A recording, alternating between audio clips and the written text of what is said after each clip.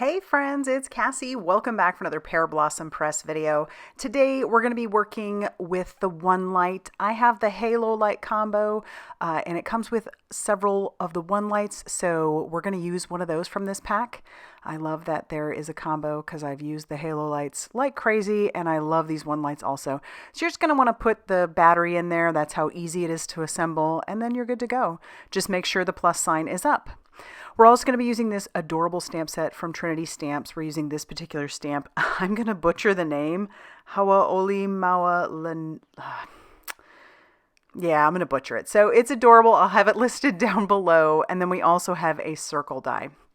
We're going to be using some watercolor paper and some distressed watercolor pencils.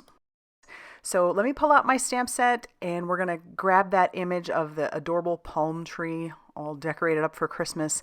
And then we're going to also grab in a couple of the sentiments as well. We are going to make, as you saw, a tag turned ornament or ornament turned tag, however you want to do it.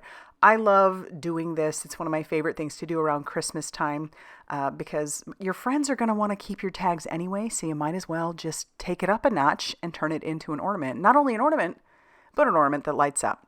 So as I said, this is watercolor paper. This one's from Arteza, and I've inked up my images using some VersaFine Clair Nocturne ink. That is just an ink that is waterproof, so it works perfectly with your watercolor crayons or watercolors or whatever you're using that is a water medium or wet medium. And so I'm gonna just ink that up a couple times and make sure that's good to go. I actually have 3 of the sets. I bought myself the other 3 sets recently because I really like these watercolor crayons. I know I'm late to the party. I had sets 4, 5, and 6, so I did buy 1, 2, and 3 recently because I love them. They're so much fun. There's a couple different ways to color with them. As you'll see, I'm coloring directly onto the watercolor paper using that forest moss. I believe that's the color that I'm using. And then I'm going to come in with some bundled sage, and we're going to just take our pen right to the crayon and we're going to blend those colors together. So you can color right on your watercolor paper and bring in your water brush and you can blend it out that way. Or like I tend to do a lot of the time is bring my brush to my crayon and do it that way. I do the same thing with watercolor pencils sometimes as well. This is just my favorite way. I feel like it gives me a lot more control, a lot more detail. But if you're looking for more of the pencil look, you can go directly to your paper and then bring your water in from there. But you're definitely going to want to use a watercolor paper. Now the watercolor paper I've chosen is not quite as stark white as I would typically love. If you're looking for something a little bit more stark white, the distressed watercolor paper is perfect for that. I just find that buying the big pad, sometimes like this for the Arteza pad, is a lot more cost effective for me. So that's kind of what I do, and I'll just cut down my papers. But you can get those distress watercolor cardstock in the different sizes. You can get them that are already cut to A2 size, which is, wonderful for a lot of us who are card makers. But I don't mind cutting my paper down, so there we go. Bringing in, I think it's that same set. I don't remember which set this one is, but I'll have them all linked down below. And then I'm going to color our packages. As you see, I'm just bringing in that color and coloring up all the pieces. So I do have a question for you. When you are getting your packages ready for Christmas, if you celebrate Christmas, do you try to decorate your packages all the same with the same ribbon, same color paper? Or are you one of those that likes to do all your packages a little bit differently? I grew up with a mom who was, she was all in. She made the magic of Christmas for sure. And so she would decorate all of our packages a little bit differently with different papers and different bows. And it was just so magical to come downstairs and see all the packages like that. Now, do I do that? I do not. Part of that is because we move as often as we do. So for me to have all the different kinds of wrapping paper is a little bit more difficult. And I know it makes my husband's heart very happy when I use something up and then it's gone. So I tend to just do, one kind of paper and ribbon, and then everybody gets the same kind of look there. But I do remember and love how my mom always used to do that. It was wonderful. So I'd love to know what you guys do. All right, we're about to finish up here, just finishing up those ornaments. And then you are going to want to make sure that everything is nice and dry before you bring in the matching dyes. Mine is. This dries pretty quickly. It's just the watercolor crayon, so there isn't as much wetness as you might think. So I'm just going to tack down my dyes. I also have them for the sentiments, and we'll run that through our die cutting machine. I love the detail on the die. You see how it even cuts out some of the stuff in the tree. That just makes me happy. So now we're going to move on to the assembly of our ornament. I did pull in this die set, this circle die. Just go through your stash and see what you have. You're just going to want to make sure that you have a circle that's a little bit bigger than your image, because you want to make sure that you have plenty of room for your foam tape and your mechanism. And so I just picked this one and I cut it out of 2 blues because we need a front and a back. And then I decided to bring in a couple more of those circle dies, and I'm going to put a frame around this. So we're going to try to line those up as evenly as possible and run this through our die cutting machine to get a nice white ring. And then I can put that on the front of my ornament or tag. However you're doing this, I will probably use it as a tag, and then whoever can use it as an ornament. All right, so now we're going to just glue down that ring to the front. This just adds a little bit more. You could use, some ink blending, however you want to do that, but you have a lot of options here. Like I said, this is one of my favorite things to do around the holidays, is to make the tags that people can use as ornaments.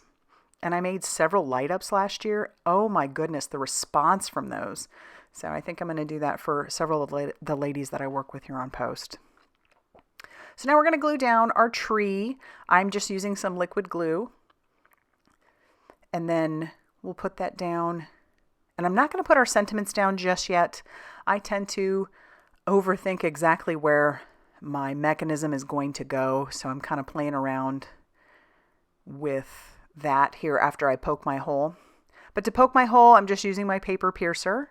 And I move that in a circular motion to make sure that that circle gets a little bit bigger. I want to make sure that that light is really going to come through. And then I'll put that right over the top of the back piece, and I'll mark through the hole on the other piece so I know exactly where to put my light. Again, I overthink where the mechanism is supposed to go.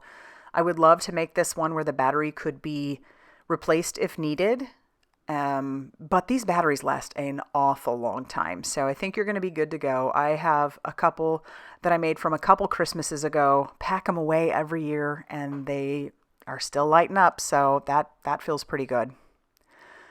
Now to add our foam tape, which this is the world's best foam tape. It's not just the name, it's actually what it is. I'm going to trim these down into smaller widths. And so I'm going to peel off the release paper on both sides. That'll make it so that this foam tape is a little bit easier to maneuver around the outside edge of my ornament.